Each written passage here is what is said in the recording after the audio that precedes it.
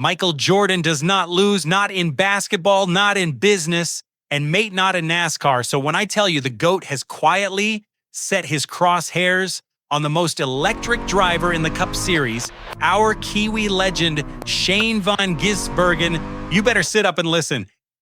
Everyone in the paddock is staring at Trackhouse Racing right now. They're watching the Red Bull cars, watching Justin Marks pop champagne after Watkins Glen, watching SVG do his usual road course magic. But while the whole industry is looking left, the real ambush is being set up to the right at 23XY Racing, because here's the bombshell nobody wants to say out loud. Shane van Gisbergen signed that multi-year extension back in August. Fair dinkum. But in NASCAR, multi-year is the most flexible phrase in the English language. Charters get sold, sponsors walk, drivers move, and right now 3 smoking guns are pointing directly at a 23XY Toyota with SVG's name on the door.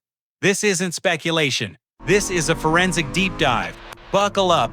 Let's start with the problem nobody at Trackhouse wants to talk about: the crowded house.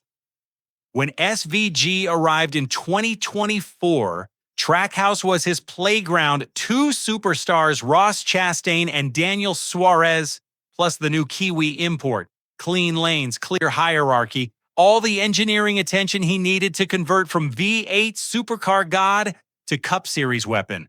And it worked. 7 Cup wins, 2 consecutive Watkins Glen victories, the most dominant road course driver this sport has seen since Jeff Gordon was wearing a rainbow suit.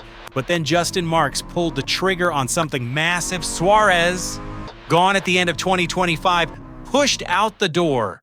And in his place, a 19-year-old phenom named Connor Zilisch, full-time Cup, the number 88 car, the future of American stock car racing, according to every single talking head on FS1. Now do the maths, mate. Trackhouse has 3 Cup cars. 1 belongs to Chastain, the watermelon-smashing fan favorite who just won the Coca-Cola 600.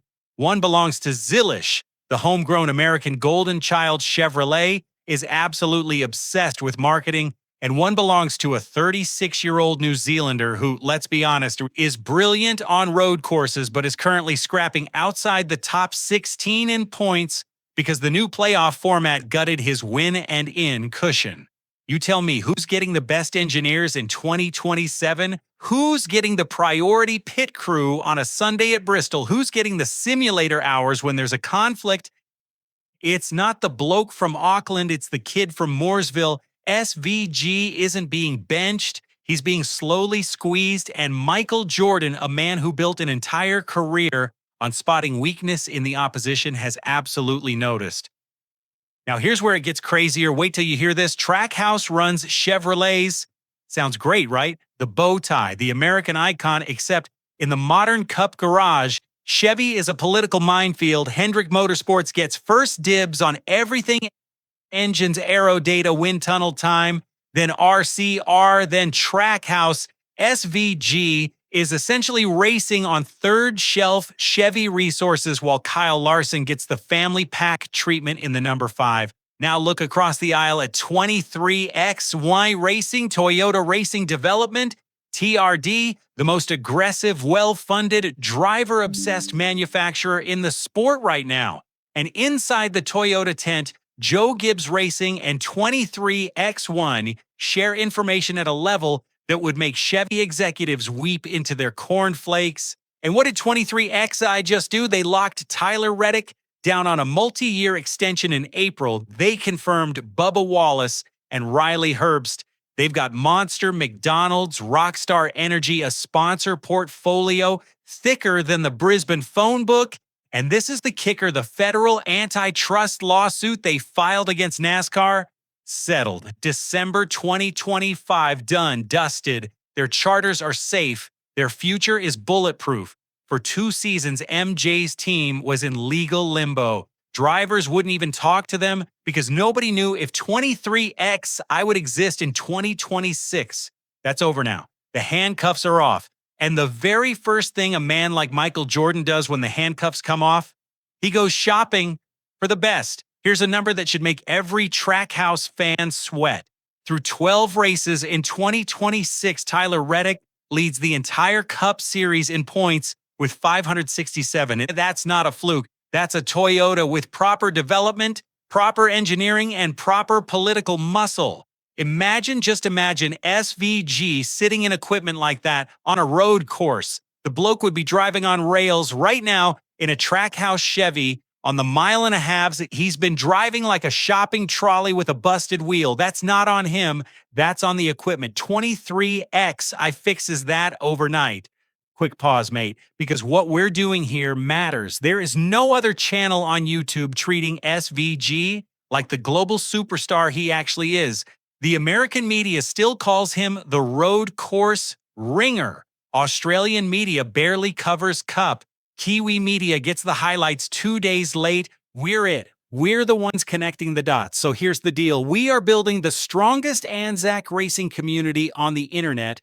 If you want to stand with SVG against the NASCAR system, against the politics, against the Chevy hierarchy, against the American media that keeps underrating our bloke, hit that subscribe button right now and join the 97 Nation. Smash the bell, drop a Kiwi flag or an Aussie flag in the comments so I know where you're watching from. Let's show NASCAR that SVG's army is bigger than they think. Right, back to the ambush. This is the one that gives me chills, the Michael Jordan factor.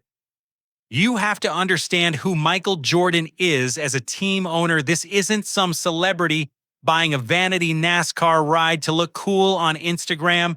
This is a man who has won 6 NBA championships, who took every personal insult and turned it into rocket fuel, who famously made up grudges in his own head just to motivate himself in the playoffs.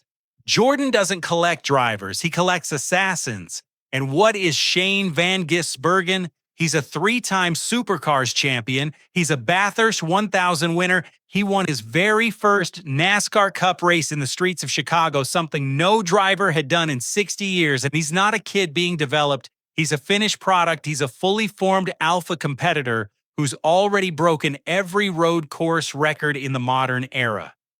Chase Briscoe, a rival, not a teammate, literally compared SVG to Michael Jordan in his prime on a road course after Sonoma last year. Now think about that for a second. A rival driver in the middle of a points season used the words Michael Jordan to describe how unbeatable SVG is. You don't think that quote landed on MJ's desk in Charlotte within about 90 seconds?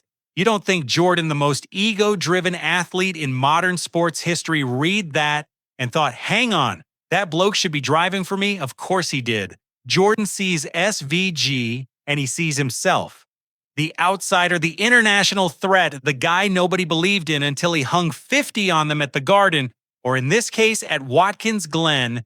The Kiwi from Auckland story is the exact underdog narrative Jordan built his entire brand around. Air Jordan was never about basketball. It was about taking over, and SVG, mate, it is the perfect vehicle to take over the global side of NASCAR. Toyota wants international markets, 23X I wants championships, Jordan wants legacy. SVG ticks all 3 boxes simultaneously. Nobody else on the grid does. And here's the kicker. The rumor mill in Charlotte has been whispering for months that 23X Swapfern is exploring expansion to a 4th car now that the charter lawsuit is settled. A 4th Toyota, a road course specialist seat, a global ambassador car aimed at the Australian, New Zealand, and Asian markets. You see where this is going?